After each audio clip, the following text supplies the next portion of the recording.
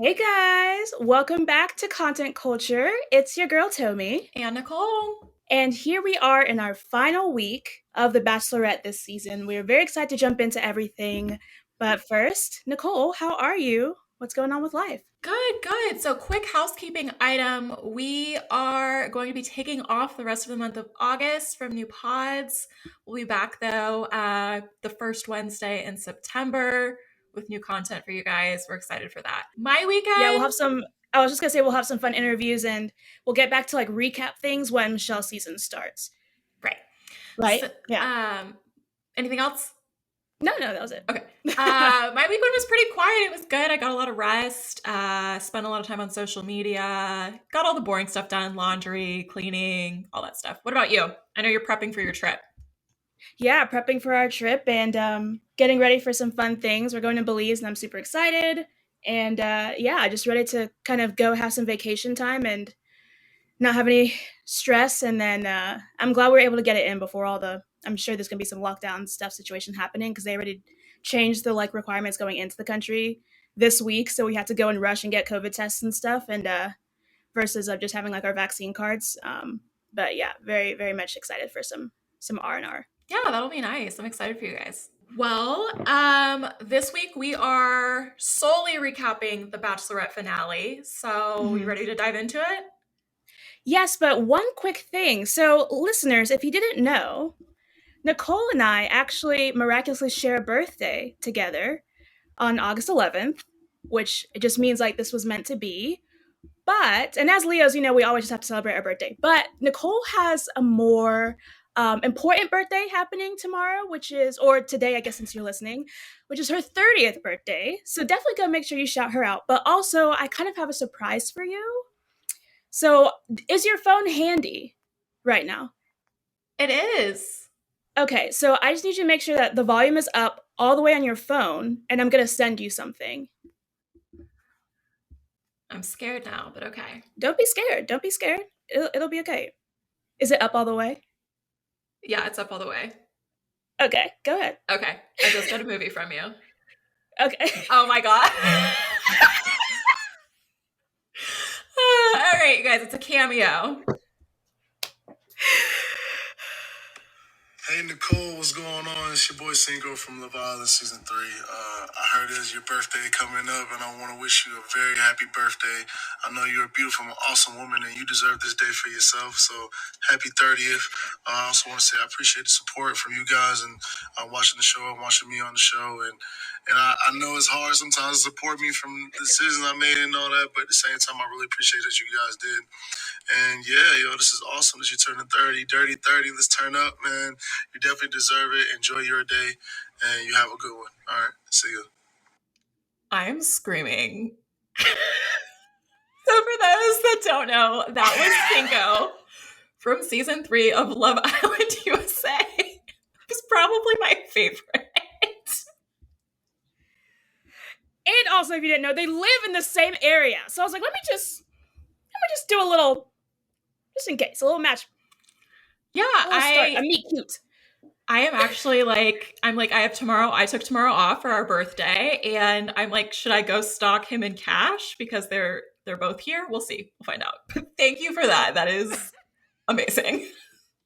I was trying to download it and figure out all the stuff beforehand, so I was like, just give me a You're second. like, hang on. You're like, I'm gonna be right there. But yes, I had to do that because I love it. Thank you. That And is. there's nothing amazing. else for me. I'm now ready. I'm dead. Okay, so totally threw me off. Bachelorette finale. First off, let me start by saying they made the finale 3 hours. I saw Bachelor Data did a breakdown of like the timing of the segments. 55 minutes were commercials. Ooh, but I mean that makes sense. It does. It does. Get that coin, ABC, but also this could have been 2 hours.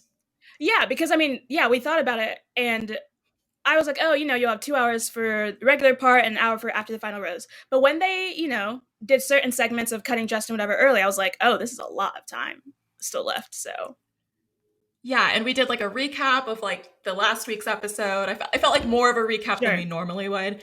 yes, But we start off And Tayshia, we see Katie, we see everything that happened last week. Katie is in her bed. She's in a little like Aztec like blanket, full winged eyeliner on, taking a nap as one does, full makeup. Of course. And, she says she's crushed. She's still trying to figure things out. And then we go to Tayshia and Caitlin, who show up at the little lodge area and tell Blake and Justin that Greg has left. And then they say, you're going to get to spend time with Katie today, and Blake is going to have the first date.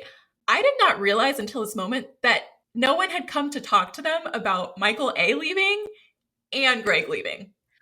No, surely they knew about Michael A., right? She, on her date with Blake, she's like, well, Michael A. left this week, and I was really upset, and then, Greg left, blah, blah, blah. So I hope so, but I was like, did no one clue these men in? I think it was more of like making sure he knew that Michael A. left versus her like sending him home. Because I think at that point they knew it was the three of them. Perhaps maybe Michael A. like came, said goodbye, or you at least see the like little luggage roll out. But like very clear to know that you didn't send him home. He chose to say deuces. Amazing. So I felt there was kind of some acting though. Did you think they really didn't know? Because Justin goes, "What?"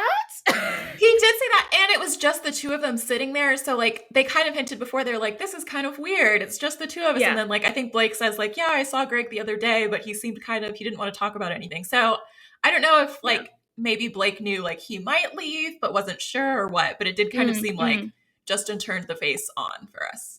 Yeah, they at least had like some type of idea. Yes. So we get to the day portion of the date for Blake and Katie. They have like a paint water balloon fight. It was kind of cute. I said it was kind of anti-Black at the same time, but I was like, you know what? Of all the anti-Black dates, I liked this one the best. I'd put the shower cap on, but it would be fun. Yeah, I thought for the dates as they went this season, it was not the worst at all. So exactly. Then they reused the hot tub from Matt's season and put it into the New Mexico desert. So they got into the hot tub. Yes. Katie tells Blake how she's feeling about everything. Tells him like, I thought about quitting and going home. But ultimately I wanted to stay here and like explore my connections with you and Justin. And Blake is kind of like, oh. He seems kind of like in his ITM, he seems kind of upset that she was thinking about leaving. And it's like, was it not me? Yeah. And I think it was like good for her for being transparent and sharing that, because you don't want to come out of this experience and then learn it firsthand from TV. Right. But it is kind of brutal to be like, well, damn, like why are you in like a real life situation, which of course this show is nothing like that. It would be very difficult for someone to just explain all that and be like, okay, let's continue with our date now. Yeah, I felt for Blake in that moment. I was like, well, damn, am I just like, third place here? Like, what's going on? So I thought he handled it really well. We go to the evening portion and they're talking about his hometown date. And Blake says, when we were playing hockey and you took off your heels and you said, this one's for America. He says, like, that's when I realized, like, I love you. And it was a very like Blake way of saying it, and like it was cute, I thought. And then I agree. Katie's kind of staring at him, and she's like, I really didn't want to say this, but I effing love you too. And it was surprising because all of last week's drama was centered around the fact that, and I'm going to give you in a second, centered around Katie has said this throughout this process, she was not going to say I love you to a man until there was one man left, and she said, out of respect for the other men in those relationships. Justin was still in this process when she says this to Blake. So before we even dive into Blake and Katie's fantasy suite, which it will be short and sweet, but how did you feel in that moment? Did it feel genuine to you when she said that? Or do you feel like she was almost, because Greg had left because she didn't say it, she was like, oh my gosh, I need to say it? What were your thoughts? Yeah, so that's kind of where I was confused. I also was almost giving her the benefit of the doubt. I was like, oh, maybe this was cut weird and Justin was actually before Blake. But then we see later that like that's very much not the case. So yeah, I was a little pissed off. I'm not going to lie, because I'm like, what was the reason then for all of this drama? I thought it was because she truly respected all of these guys here, wanted to follow whatever rules are of this franchise and just kind of stick to it. But for her to come out and say it. So yeah, there is the argument that because she didn't say it with Greg, you know, and everything blew up, then she was like, okay, I have to say it here. But I'm going to lean with the alternative, which is she always knew that Blake was going to be the choice. We've said it from the beginning how incredible their chemistry has been. And so maybe not necessarily that he was the choice, but that it would be down to the two of them, of Greg and Blake, and that she just feels strongly about both of them. And I think once Greg was gone, she's like, yeah, fine, I can say it to you because, like, you're definitely the only person I'll love in between these two people. But I think people are like, oh, well, you know, regardless, she's only saying I love you to one guy, so it doesn't matter. I'm like, no, it does matter. Because one, like, it completely invalidates your entire thing with Greg that we had to listen to for, you know, hours on end. And then two, it makes Justin feel like an idiot, which we'll get to a little bit later on about his thoughts once he, like, goes on and does his interview things. But it made me really upset about the entire situation. Agreed. It was sweet in the moment. Like, I was like, I'm so glad they're here because, like you said, we felt this connection. The fact that she let him come back, it was obvious that they had a strong connection. And, like, throughout this process, I've been like, she seems so into him. Last week, I kind of questioned that because of how upset she was. It did seem kind of fast for her to go from, like, so crushed of, like, I think my person left, to I effing love you, Blake. Yeah. But aside from that, and aside from, like, the disrespect to Justin due to, like, how she said she wanted this process to work, I was okay with it, I guess. Yeah, I'm okay with it because, like, the entire premise of the show is, like, ridiculous that you're going from having, like, sex with 3 people and then you're or whatever engaged the next week. So it's not like that in terms of it being, like, a crazy turnaround, but it's more of just, like, why are you changing your own rules of saying what's right and wrong from this instance? Exactly. So they go into their fantasy suite. There is a full bottle of maple syrup. We get to the next morning. It's half of a bottle of maple syrup, ladies and gentlemen. Her bra is on the floor. They look like they had a wonderful time. Which, you know what I thought about? Since she has, like, she went from Matt's season to this straight, and then I feel like in between there, you don't want to be out with people because you know you're about to be on the show. So it's been, like, close to 6 months or a year for this quote-unquote sex-positive lead to not have had sex, essentially. The vibrator's putting in work. Yeah, I was going to say. The batteries are dead. I hope they're rechargeable, you know? Oh, man. So we then cut to a scene of her talking to Caitlin. She says she was very satisfied with Blake multiple times. And then Caitlin says, so you told him you love him? And she says, yeah. And she said, well, Justin's still here. And Katie's face, it kind of looked like maybe she forgot, to be honest, to me. Yeah, I think she did, honestly. And everyone else keeps forgetting. Yeah. She was like, oh, yeah. So then we cut to Justin. He's getting ready for his date. I just felt so bad for him because he was excited. He's like, I can't wait to see her. I realized, like, I'm in love with her. He gets there. She's wearing the breakup blue again. He gets out and he's like, hey, gives her, like, hugs her. She's kind of like limp hugging him. She says, we need to talk. You know, they sit down and she says, it's not you. You know, I know it's Blake. I told Blake I love him. And I don't feel like it's right for us to, like, have this date. And I thought Justin was so gracious. This is why I could never go on this show, because to be a fan favorite, when you get dumped, you have to be gracious. And I would not be. My face would say it all. Like, I would be like, okay, so you said you weren't going to tell anyone you loved them, but you told him and I'm still here. Yeah. I have feelings. Really, though? I felt like I really want to, like, Justin, if you're, of course, listening to our podcast because you're a huge fan, I'm sorry for all the jokes that I've made this season because I've just kind of belittled the fact that, like, oh, he might actually kind of possibly had, maybe not, in love, but had some type of feelings for the girl. And I feel like when you're making it further and further in this process, you might not think like, oh, we have this crazy connection, but you're thinking, oh, she's keeping me for a reason, right? So I can't imagine you going home and watching it all back and being like, wow. I have to wonder if there's, like, hours and hours and hours of footage of them that we didn't see because, or if it really played out the way we're seeing it on TV, because either way, I feel bad for him, but yeah, it just is really rough. And so then we go to the live segment. He's in the studio with Caitlin and Tayshia.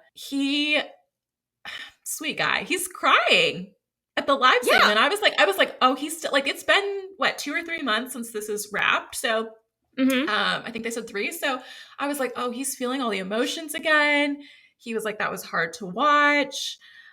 They bring Katie out, and the first thing he asks her is, he's like, I kind of feel like I was there as a default, which is so hard to hear because, like, no one wants to feel that way. Right. And, you know, Katie's kind of like, no, you weren't. But, like, I feel like she didn't really give a ton to, like, make him feel valued in that moment.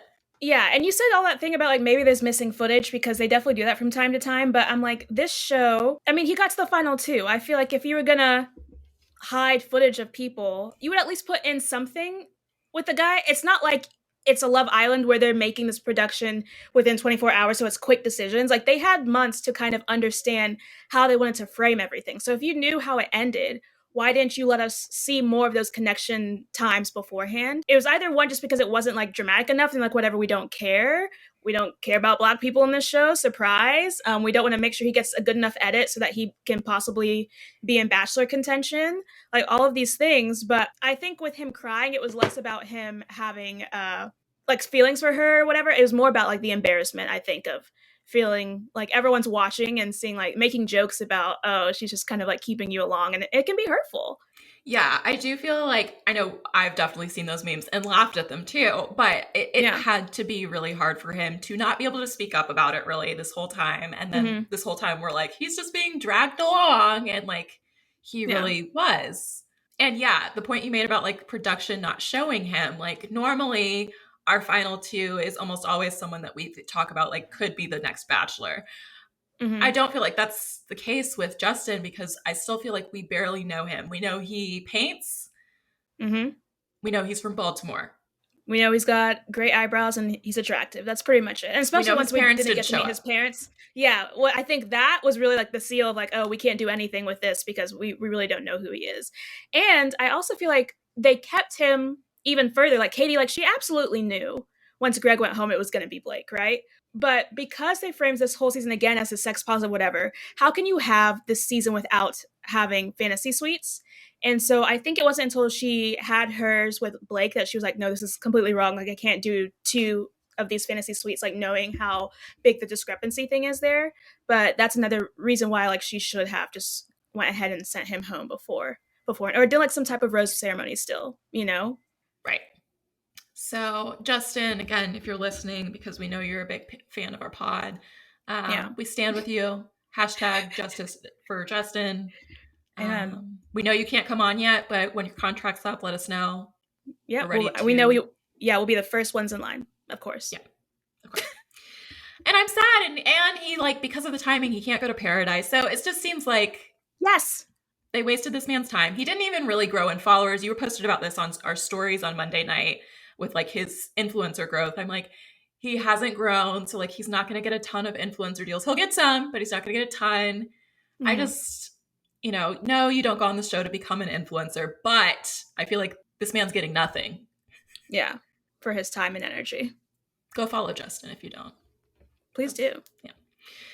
So after she sends Justin home, we go back to the episode and we see Blake meeting Katie's mother and her Aunt Lindsay. Now, Twitter had a lot to say about Aunt Lindsay. I do have a question for you, Tomi. Choose your fighter. Aunt Lindsay or Barb? Listen, I feel like it's different when you can have that type of energy on a pre-filmed show. But if you can show up in front of a live audience and keep that same energy, that shows me that you're a real one out here, that you're a fighter, that you will go to war for whoever you're backing. And so for that reason, I'm going to go for Barb.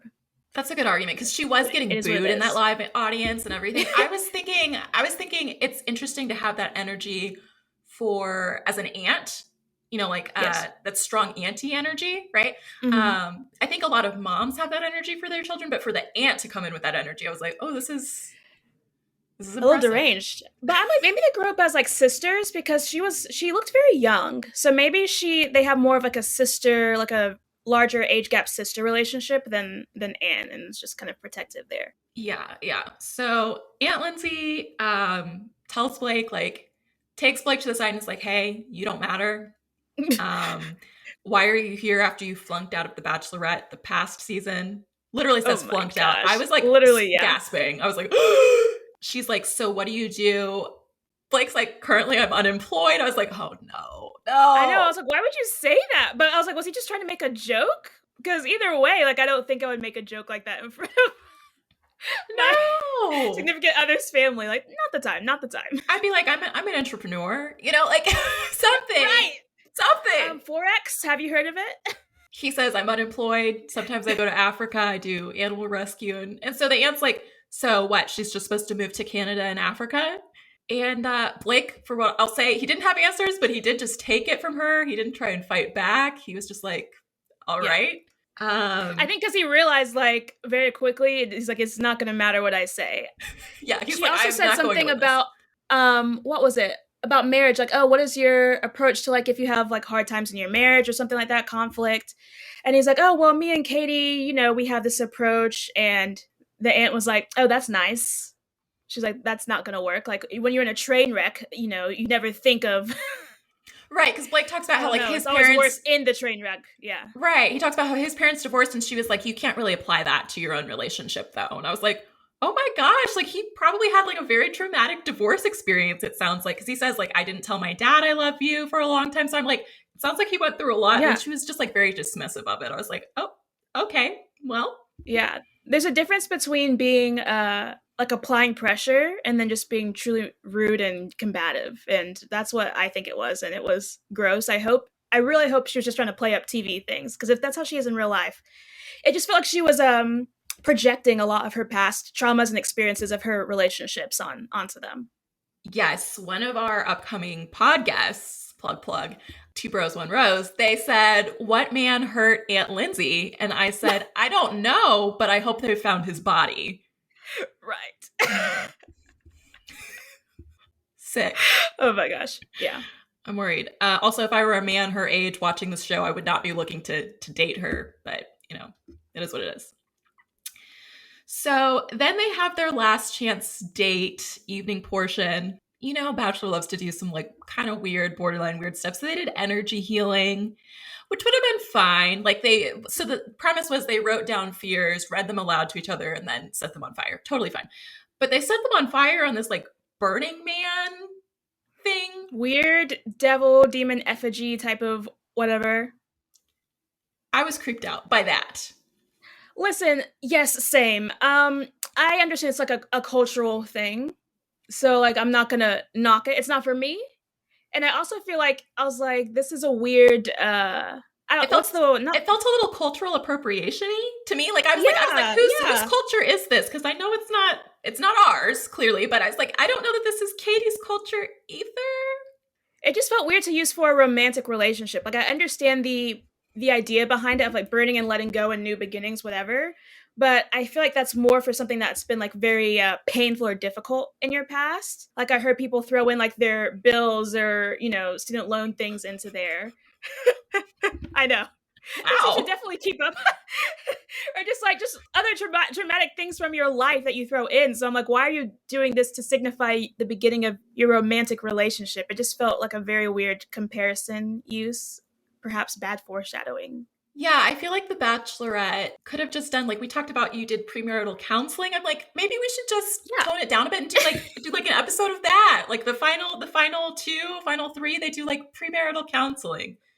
I think it's because if they did that in the show, all of the couples would be like, oh, just kidding, we're not going to work in the real world.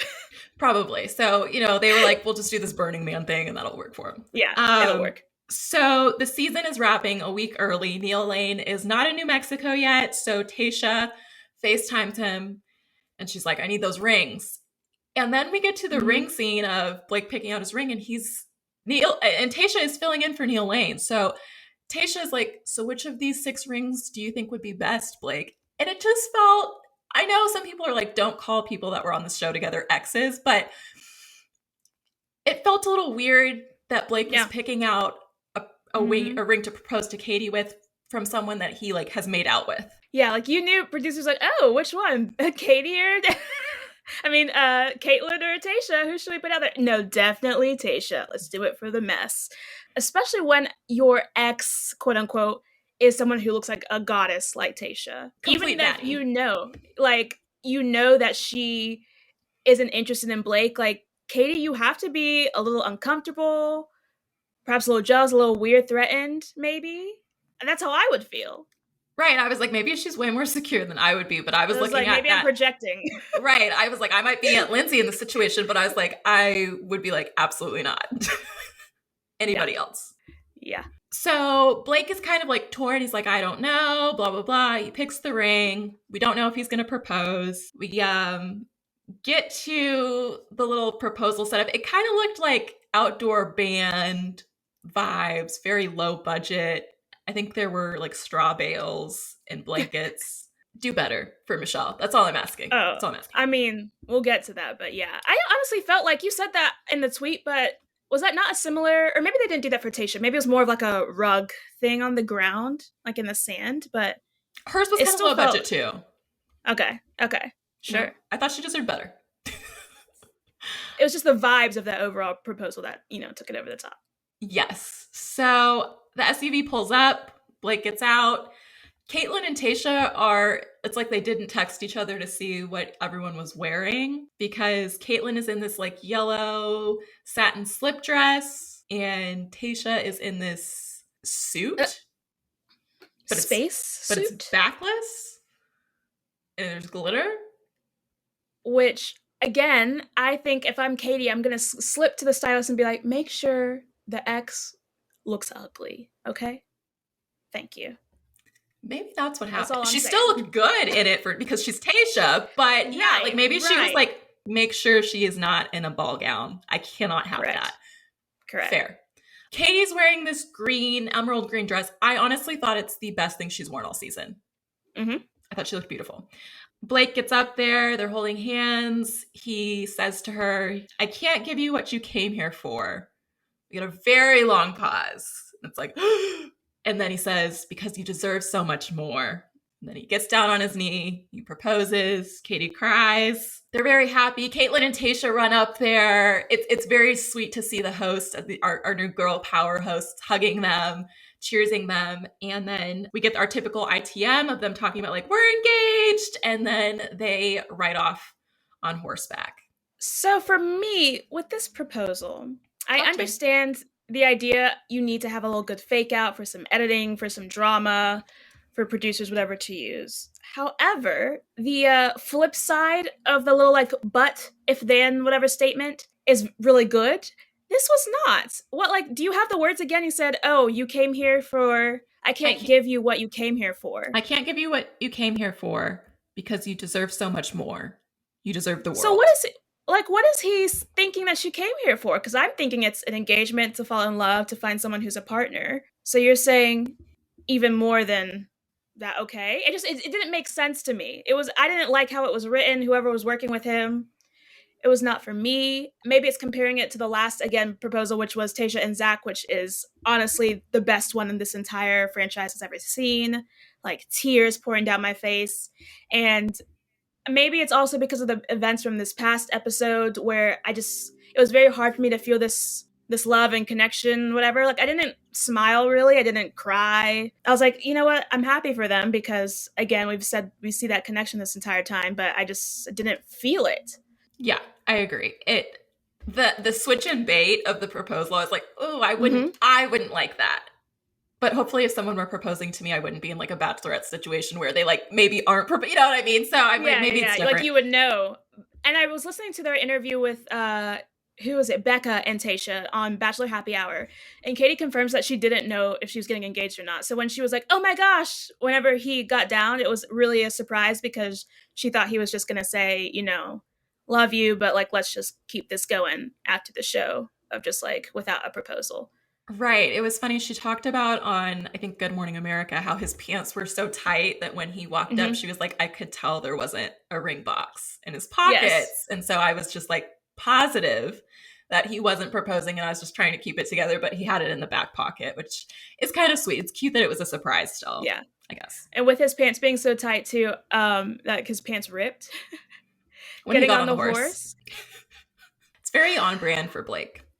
Yeah, I mean, it really is. So we go back to the live studio audience. Tayshia and Katie remind us that Katie and Blake just got engaged, but they're like, but first we have unfinished business. Now, for like the past hour of this episode, they've been showing us these like Mari style clips of Greg pacing in the background, getting ready to come out. And they're like, soon you'll hear from Greg.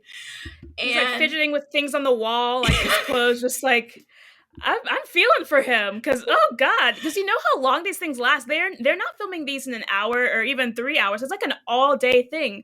So I'm like, how long has this guy been back there? I was like, get that man a recliner or something, please. Some water, some crackers. He doesn't look well. A stress ball, something, a fidget spinner, anything. So they bring Greg out, and Caitlin asks him, like, would you change anything? And he says, I wouldn't change anything. I'd have no regrets about this process, which felt a little weird because I feel like he could have taken a tiny bit of ownership. He could have been like, I crossed a boundary with Katie, or, I pushed a little too hard, or I could have worded things differently. That's what I kind of expected from him to say. And he was like, no, like everything worked out. We weren't meant to be together. Everything worked out. The difficult thing about this is they filmed after the final rose 2 weeks ago. So for sure, Greg did not see his episode when this whole blow up happened. Katie might have had, a tape or something sent to her beforehand, but I don't think so because you can tell the audience, no one's booing or like they cheer a little bit because they feel like they're supposed to cheer when Katie's doing this stuff, but they're not actively booing Greg because they don't know about the situation. So I think they don't know about the audience reactions on Twitter or all the online discussions everyone's been having for the past 2 weeks. So I think if he was privy to that footage, I think he would have apologized, at least for that part. But he's probably playing it back in his head of, yeah, I asked a simple question. This girl just didn't like me. She's playing a game. It is what it is. I'm over it, or trying to be over it. Right. Katie comes out. They bring Katie out. Katie comes out. Very obvious. Normally they, will at least hug the other contestant. She walks right past him, doesn't shake his hand, doesn't really look at him, sits down. Greg scoots to the furthest edge of the couch. He's like one butt cheek is hanging off. I'm like, sir, I know you're uncomfortable.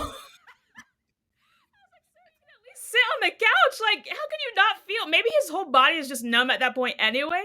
He was pacing the hallway for 8 hours. Right. I mean, fair. But I'm like, this guy's going through it. But yeah, like the entire butt cheek was hanging off. I was like, oh, baby. Like, I know you're going to have some back pain later because of that. He's still young, though. Maybe not. It's very 30 of me to say. Very 30 of me to say. I'm like, no back pain yet. So she's clearly upset. Caitlin's like, well, I can feel the tension. And Katie's like, yeah. Immediately, she's like, I'm going to turn it over to you, Katie. Katie immediately rips into him, uses the term gaslight. He says, you gaslighted me, talks about his acting classes, says that watching it back, she was horrified at how he talked down to her, says he doesn't know what love is. What else am I missing?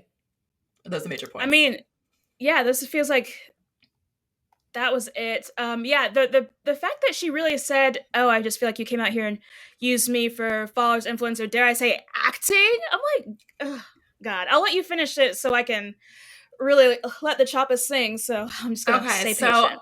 I was on Twitter duty this week and I said, I did not expect to feel bad for Greg.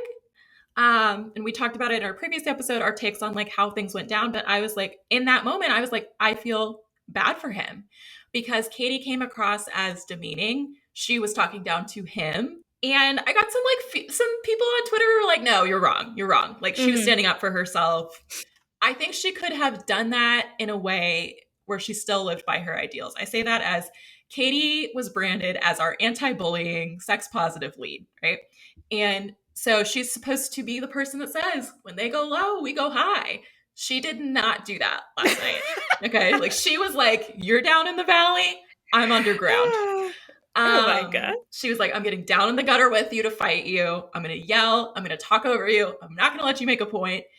And so it was just, to me, it felt disappointing because it was like, I feel like she could have shown some grace. I also felt like if you are so excited about this engagement, which she throws in his face, she's like, I'm happily engaged now. But I was like, if you have to say it, baby, we're not doing good, But right. I was like, if you really have moved on, it's been 3 months. I don't know that you should be this angry where you're ready to come out and yell at somebody on TV. Like, you might still be mad. You might be like, I hate how he treated me. But I don't know that I would be like, I'm gonna go tell this man what's up.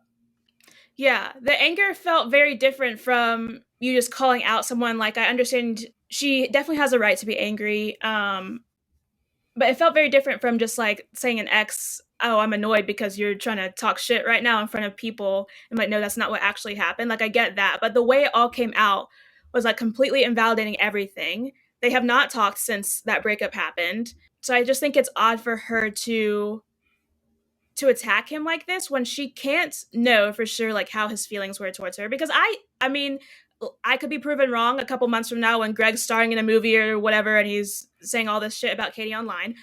But he hasn't said anything once about her, about this entire situation. He hasn't posted for like over a month. So even before this episode and stuff is coming out, like he's not playing it up for influence, whatever. And I think he really did like her and thought like, hey, this is a two-way street. Like he said, like, yes, I understand you're the Bachelorette, but this is a relationship.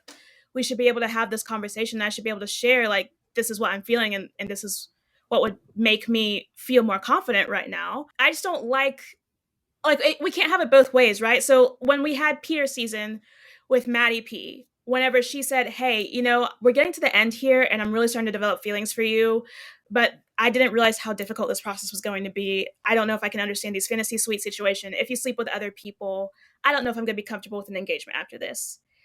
She left, whatever, once that happened. People heralded her as like, wow, know your worth, queen. Like, you just have standards that are different than others. That doesn't make you a bad person, all of that. Yes, there are people on both sides of that coin. It's fine. But we weren't calling Maddie an abuser or manipulative for what she did. We just said it's dumb of her to come on this show thinking that she could try and flip the script of how it's outlined, which is how I feel like we should approach Greg. So that's why I'm like, people are like, oh, are you guys like Grippo girls now and all for this guy? I'm like, no, I'm just not for trying to villainize and demonize this guy for having a very normal emotional reaction to a miscommunication with someone he was developing strong feelings for, and for someone who was clearly traumatized still by his father's death and working through a lot of shit. Like, I don't think that makes him a bad person. He made a bad decision in the way he approached it and how he was talking with her. And I think looking back again, I really do hope he'll apologize and reach out to her once he sees footage. I don't know if I would ever put myself through watching that if I didn't need to, so I don't know. But other than that, I'm really like, I don't know what he has to apologize for. And at this point, I'm honestly, Katie, like, you are the gaslighter for saying you don't know what love is. Like, how do you know he doesn't know what love is? Right. And she throws out this definition of gaslighting. It wasn't complete. A big part of gaslighting is that you are trying to psychologically manipulate someone. And so that's why I feel weird when we talk about, was he gaslighting her? Because we don't know Katie's feelings and we don't know Greg's intent. Correct. And so it is very hard as an outside person to say, this is definitely gaslighting, in my opinion. This is how I always look at it. I'm like, I don't know. And then I just felt like Katie came across to me. I felt like she was being immature in the moment.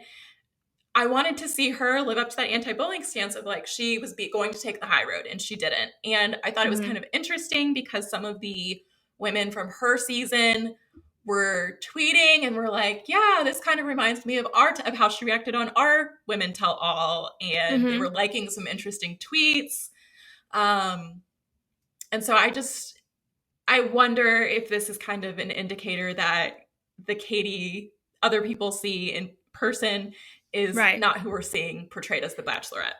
As time has gone on, we've seen more and more of this, like, confirming what we should have felt. The fact that she does not have any close friends from her season, from people who weren't there past, like, week 2, essentially, who, like, really got to know her, should have been, like, a very much of a sign. The Women's Tell All, when she said it was karma for these women of color to be bullied online for stuff, and not just because of, like, poor editing choices and all of this.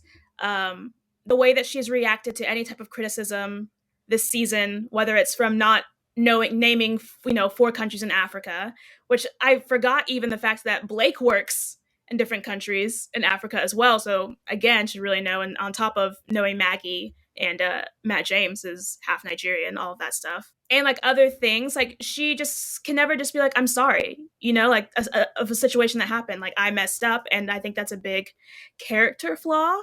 that she should really work on. And I think with gaslighting too, like it's becoming this new term that people online love to use. Almost kind of like with how she uses bullying and how people are like, oh, you're just bullying me, all of this stuff. I'm like, no, we're just trying to say, hey, you're doing this wrong. A lot of people are saying it. Maybe that means you should look inward and try to fix something. Right. I think accountability gets perceived as bullying sometimes, and that's not the case. And I think in this case, like people were saying, it's gaslighting, it's emotional abuse.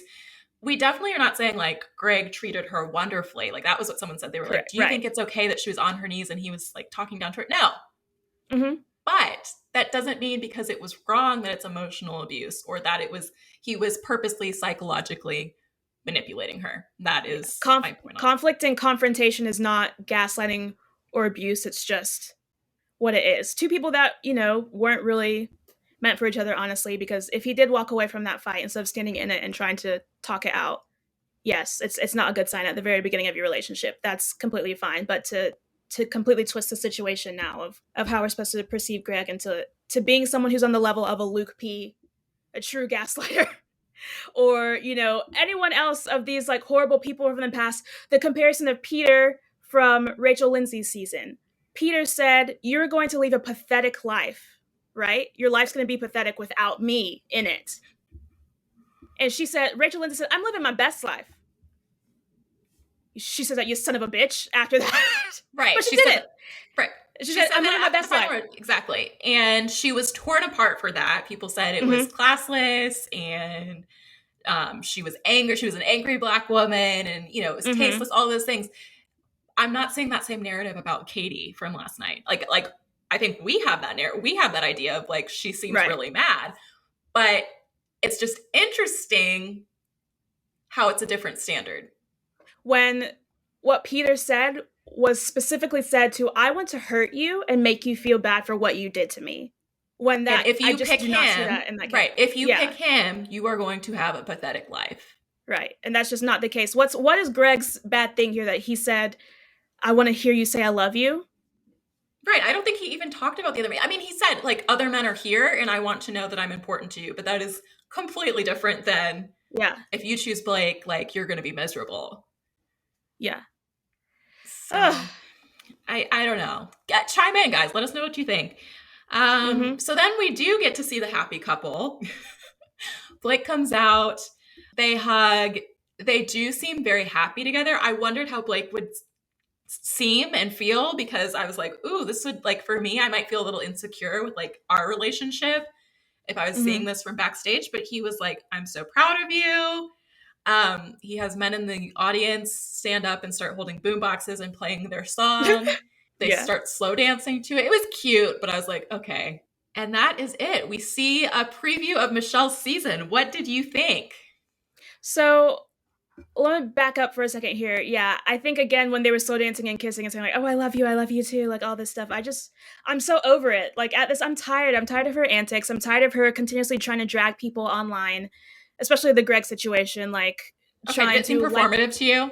Yeah, it's just liking a bunch of shady things. She keeps trying to have this Hannah B moment, and it's not going to happen this season. It comes off cringy and just wrong. However, do you think this is kind of like a Rachel Bryan situation? Because I do. I think that Blake was always the front runner, and that they just kind of hid him and make it feel like, oh, he's just a second choice, but really that was not the case.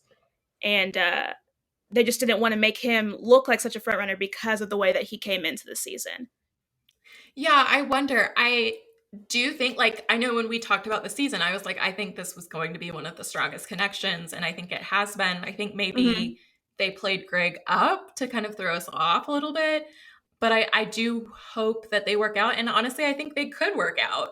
Yeah, I think if they can figure out how to, of the living situation, then it's fine.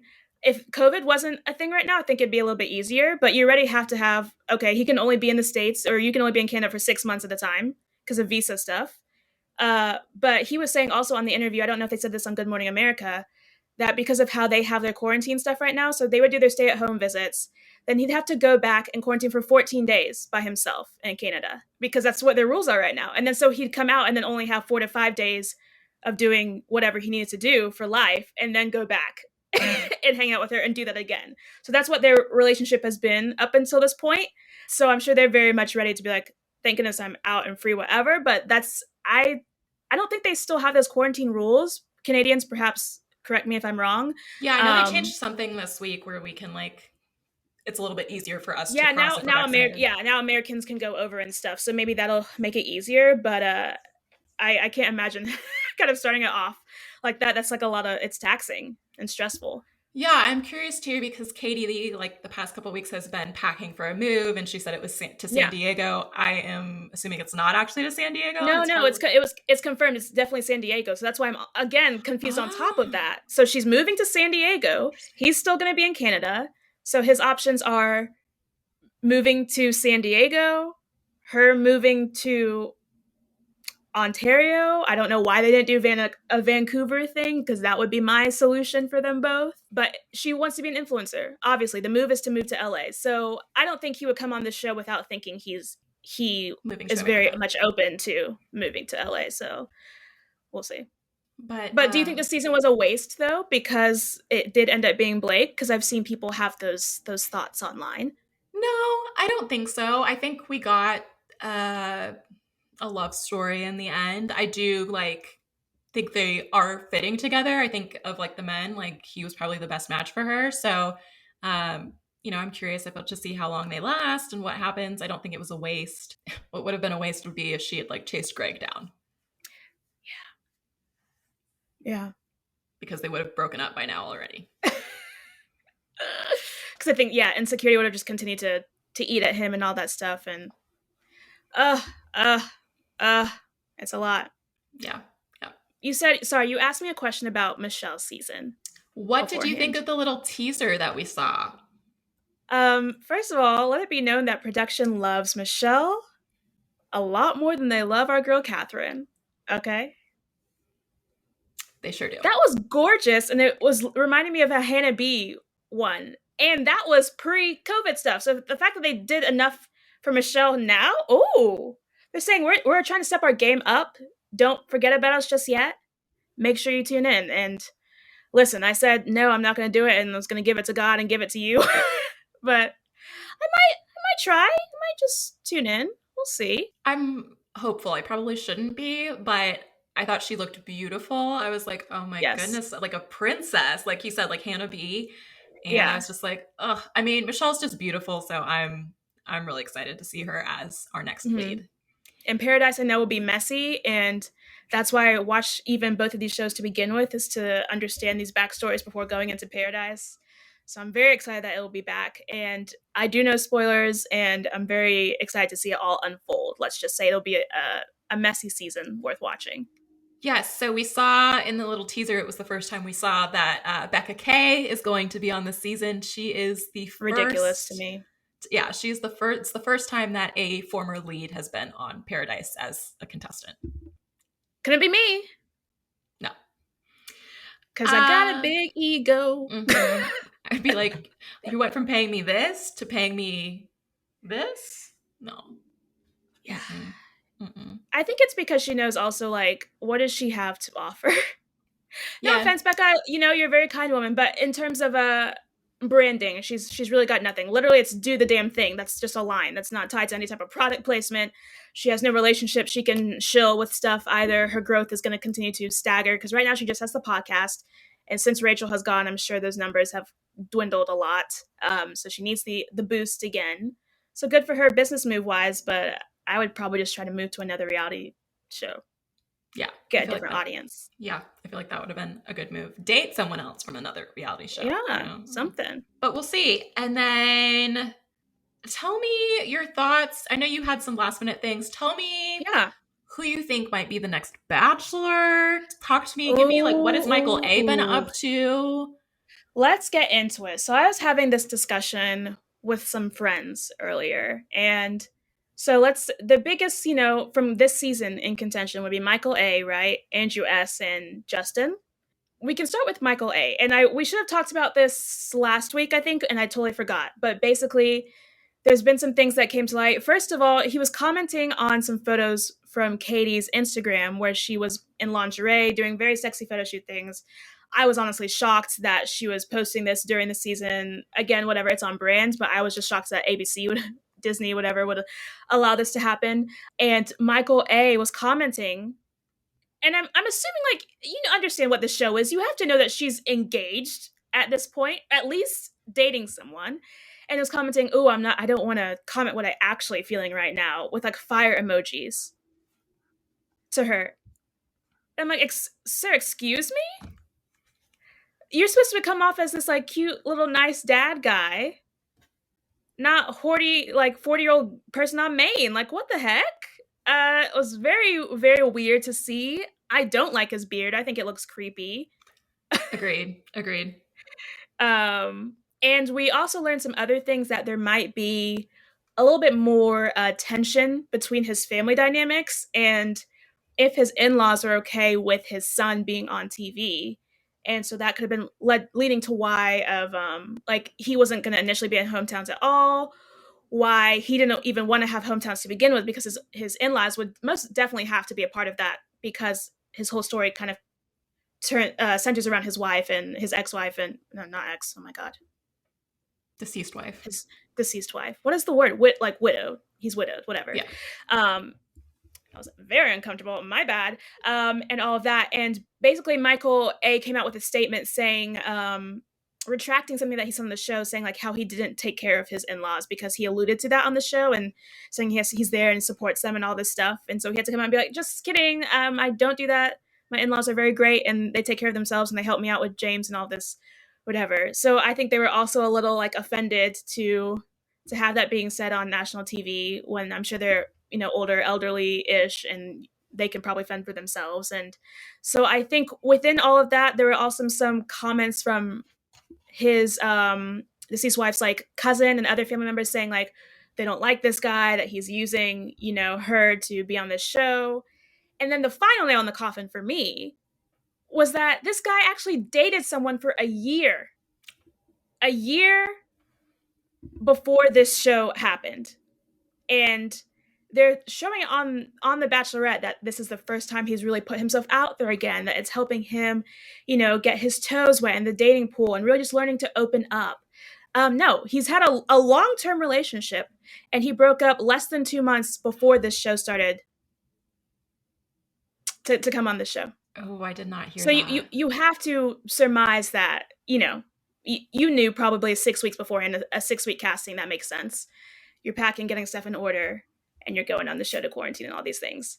So all of that to say, Michael, these are a lot of red flags for me. And as happens with every season, never stand a contestant, because I don't know what it is about this franchise, but it brings out some very shady people, and you can't even have the nice ones anymore. No, you can't.